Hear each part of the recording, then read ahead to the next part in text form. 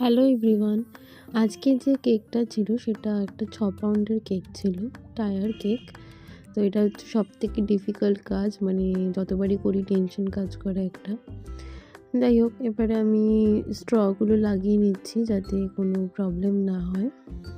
তারপর ওই জায়গাটা স্মুথ করে নিলাম। এবারে ফুলগুলো যেগুলো ছিল আর কি, ওটা কাস্টমারই আমাকে এনে দিয়েছিল। বাট অতটা ফ্রেশ ছিল না ফুলগুলো, যার জন্য একটু কেমন একটা লাগছিল।